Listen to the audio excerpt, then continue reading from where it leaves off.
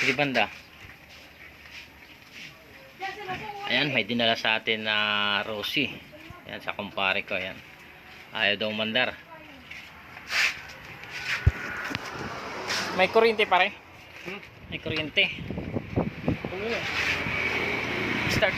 I-kick mo daw. Subukan ta. Kung may kuryente. Dali. Dali mo na. Dilim.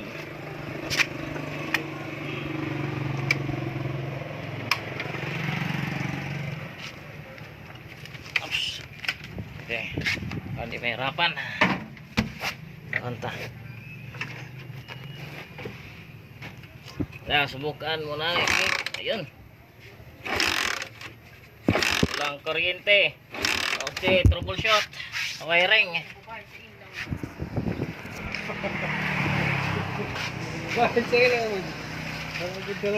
Troubleshoot. Tanggalan tamunan kan. Nakali lang, tanggalin ko ari. Ayaw, di mo ndo ka nagkata kang palilit dagan. Bawa ka, ayaw mo na sa dimundos. Ayan, sa hindi pa nakakaalam ituturo ko lang sa inyo kung paano mag-troubleshoot ng motor na walang kuryente. Ayan, dinala sa atin, walang kuryente at ayaw mandar. Ayan, subukan nating i-troubleshoot yung wiring niya, no? Kunin muna natin itong buuan. Okay, dahil itong motor na to matagal na ito na naayos ko ito dati. Yung sira nito dati yung parts ng kanyang supply sa rectifier. Ayan, dinala sa akin dito dahil wala daw yung supply. Bali napalitan ko na ito dati, 3 taon na nakaraan, ngayon lang bumalik. Ayan, ngayon subukan natin i-troubleshoot. Kunin muna natin itong mga bolt sa sa tangke. Subukan natin.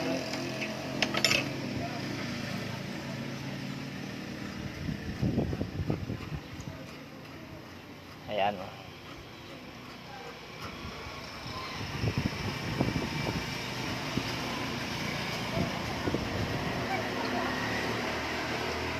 Okay. At ayan, pinagawa na kasi ito sa kabila pero ayaw pa rin umandar, Bali may pinalitan na. Off muna natin tapos kunin natin yung gasolina. Ayan, buksan natin. Oops. Okay. Isang kamay lang, walang tagahawak Yan. Diyan ka muna. Ngayon, i-troubleshoot natin kung bakit tayo. Ayan, tinali na nila. Ayan, may tinali sila dito. Ngayon, troubleshoot natin ito, para madali, supplyan ko muna ito ng para hindi na ako magtatadyak-tadyak pa. Dahil battery operated naman itong CDI. Napakasimple lang ito. Battery operated ito. Naka DC drive. Ayan, kung makita nyo, DC drive. Kailangan may supply po ito. Ayan, subukan natin. Kunin muna natin ito. Test muna natin yung yung supply, unahin natin yung supply. Dali, kunin natin yung tester. Yung tester. Yan, testeran muna natin itong yung battery. Ay. Ayan, kinuha na nila Ayan. Oops, walang supply. Bali, lagyan natin ng supply muna, Gamitan natin ng supply na ito, yung sa charger. Para masupplyan yung mga accessories. Ayan. Ito yung ginagawa ko kapag walang battery, pag lobat yung battery. Ayan. Ganito po, kailangan po mag-trouble kayo, may supply po. Ayan, dito natin ilagay kasi ito yung sa positive. Ayan po. Pasensya na po kayo sa sa cellphone ko. Ayan, dito tayo nakabilang cellphone. Ayan. At supplyan natin ng ayan, galing ng kuryente. Okay. Okay, dito. Supplyan natin. Ayan, may supply na. Subukan natin kung may supply. Ay, lagay natin sa ground yung tester. Subukan natin kung may supply. Oops. Ayan, may supply na. Ngayon, dito sa CDI, may makita kayo dito, ano? Ayan, kung makita nyo yung kulay itim na yan. I-test natin yan kung may supply na positive. Bago natin i-test, subukan mo natin yung ground nasa, kailangan yung, dahil positive po yung hinahanap natin, dapat yung test clip natin nasa ground, ano? Tapos, subukan natin yung test light natin, baka walang ilaw. Kailangan may ilaw po. Ayan, para sigurado. Ayan, umiilaw po. Tapos ngayon, subukan natin dito, ano? Ayan, ayan, naka-on na yung susi. Ayan. Subukan natin kung may ilaw po dito. Ayan. Ayan, kung nakita nyo may ilaw. Ayan. Ibig sabihin, goods po yung supply ng kanyang accessories, ano? Ngayon, i-next natin yung ground dito. Ayan, subukan natin kung may ground, ano? Subukan natin kung may ground. Bali, lipat natin yung test clip doon sa positive. Ayan, sa positive, ayan, linipat ko. Kailangan ground po yung hanapin natin. Kailangan magkailaw po. Ayan, tulad nito.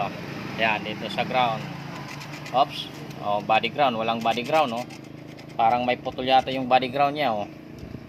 Subukan natin. Dito mayroon, no? Ayan. Subukan natin. Parang putol yung body ground dito.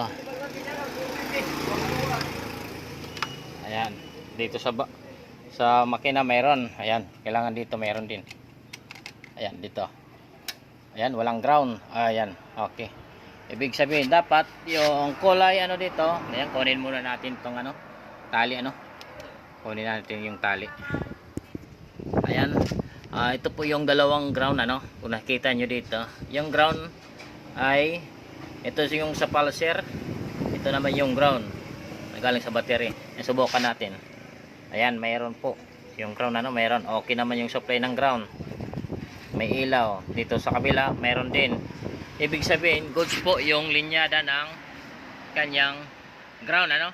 At yung positive supply. Ngayon, i-next natin yung kanyang pulser. Subukan natin yung kanyang pulser, ano? Bali, sa pagtitest ng pulser, kailangan po, ito po yung pulser niya, no? Ayan, dito po makikita yan. Ito yung pulser, ano? Bali, sa pagtitest ng pulser, dapat gamitan po natin ng multi-digital tester, ano? Para makita natin kung okay pa ba yung kanyang, ano? Tawag doon, yung resistance ng pulser. Ayan. Okay. Ito yung, ayan, ito yung pulser, oh. Ayan, makikita nyo, ito yung pulser. Ngayon, subukan natin, ano, yung pulser. Gamit lamang yung multi-tester natin na automatic. Ayan. Kahit hindi mo na kailangan mag-set up ng voltage, ayan, diretsuhan na. Okay. Ayan, subukan natin, ano. Bali, ito yung pulser. Ngayon, subukan natin yung reading niya. Yan, lagay natin dito para makita natin yung kung ilan ba yung ano, ilan ba yung resistance. Oops, dito. Ayan, ayan, nawakan na lang. Ngayon, yung ground, dito lang sa body, ano. Subukan natin dito sa body. Ayan. Or dito, may ground din naman dito. Ayan, oh. Ito yung ground ng pulser, ano. Ayan. Subukan natin. Ilagay muna natin yung ground. Ayan. Pasensya na kayo sa cellphone ko. Ayan. Ngayon, i-test natin, ano, kung okay ba yung resistance ng pulser.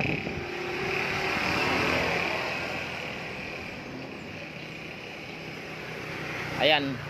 Okay pa yung resistance dahil 0.14. Ayan. Pasok pa sa resistance, ano. Tanong ko kung bakit ayaw umandar yung motor na ito, dahil okay naman yung ano, resistance niya, yung supply ng positive, supply ng ground, pero ayaw umandar. Ayan, yan po yung tanong kung bakit ayaw lumabas yung kuryente sa may ignition, ano. Yan po yung tanong natin.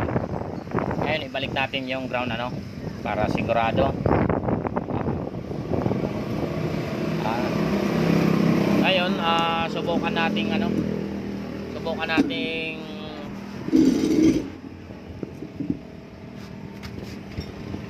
palabasin yung yung kuryente dahil okay naman yung kanyang supply, yung positive, ground, pulser okay naman. Yan, yung isa na lang yung papuntang ignition ang nawawala para magkaroon ng kuryente Okay, ngayon yung test clip natin nandito subukan natin yung pulser para lumabas yung kanyang kuryente. Hindi na kailangan magtadjak pa dahil may supply naman. Ito kailangan lang ng itong sundutin lang ito. Ayan, kinusundot ko doon, may narinig pa ko doon, lumalabas yung kanyang current. Punta natin. Ayan, hindi na natin patayin. Ayan, sundutin natin dito. Ayan, may lumalabas. Ayan kunin natin may lumalabas po dito. Ayan, ito yung ayan, subukan natin lagay natin dito. Lagay natin. Oops. Ayan. Tapos sundutin natin. Ayan, sundutin natin yung positive. Ayan. Ayan, may lumalabas.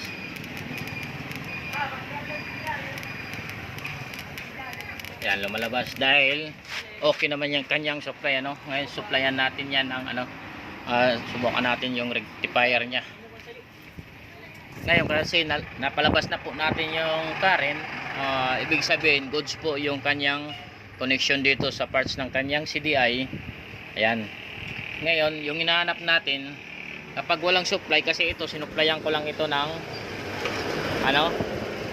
charging. Ayan. Ngayon kunin natin itong charging para makita natin kung may supply ba yung regulator. Ayan. Dahil linagyan ko lang ito ng charging para madali yung paggawa ng motor.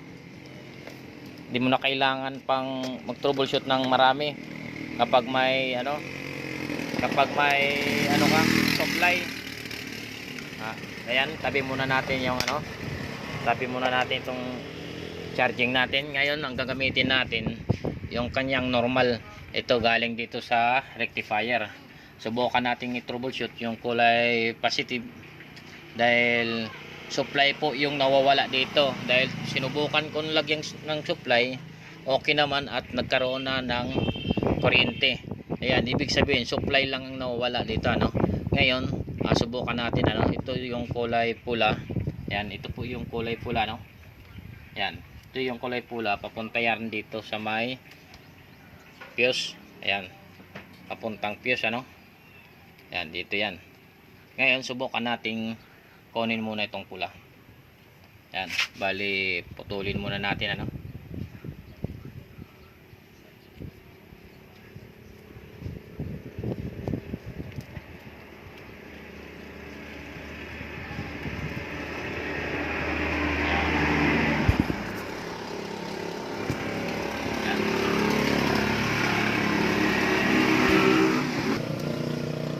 Ayan, putulin muna natin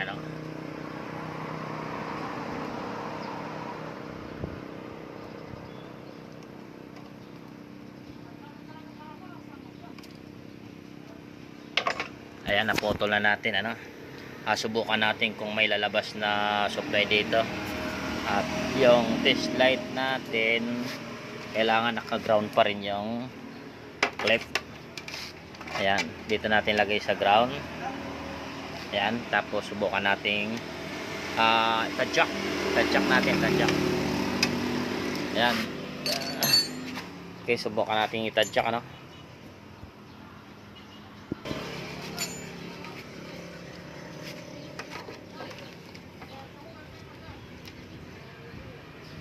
Okay.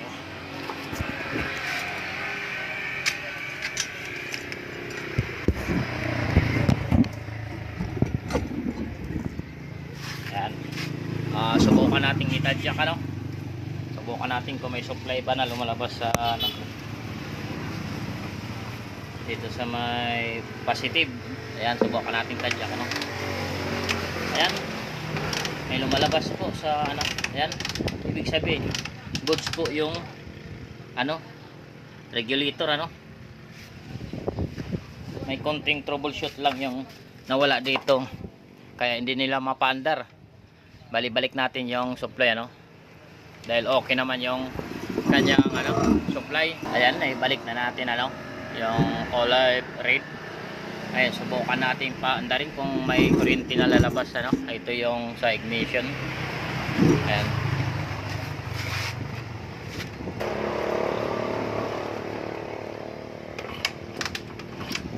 Ayan. Ibig sabihin, may kuryente na no. Ayan, may supply. Ayan, kung makikita nyo, may supply na po yung ayan. Ayan, malakas. Ibig sabihin, goods po yung kanyang supply. Ibig sabihin, subukan natin ito paandarin.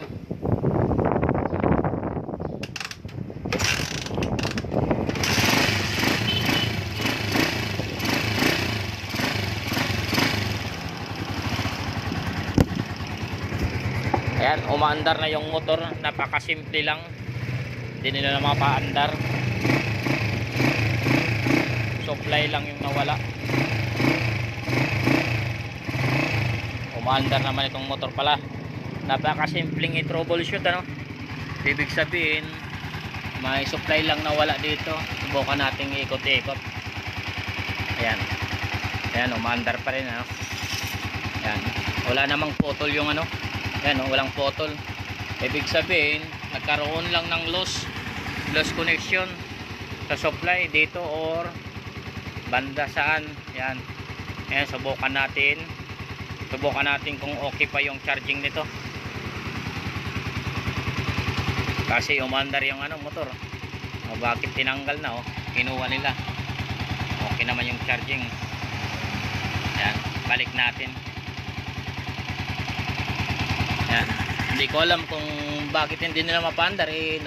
Napakasimple lang naman i-troubleshoot itong motor na ito. Ayan, napaandar ko kagad. Dinala pa sa akin dito ano. Simple lang kasi battery operated lang ito. Madaling i-troubleshoot. Ayan, napaandar kagad. Napakasimple lang, walang dahilan. Kundi supply lamang yung nawala dito or ground. Konting kalikot lang. Ayan, umandar. Ayan. Ibig sabihin, nagkaroon lang ito ng ano, konting loss connection. Kaya hindi umandar. Ayan. Umandar na ito. Tingnan natin yung kuryente. Ayan, napakalakas ng kuryente Ayan, umandar na. Ayan, walang battery. Ayan.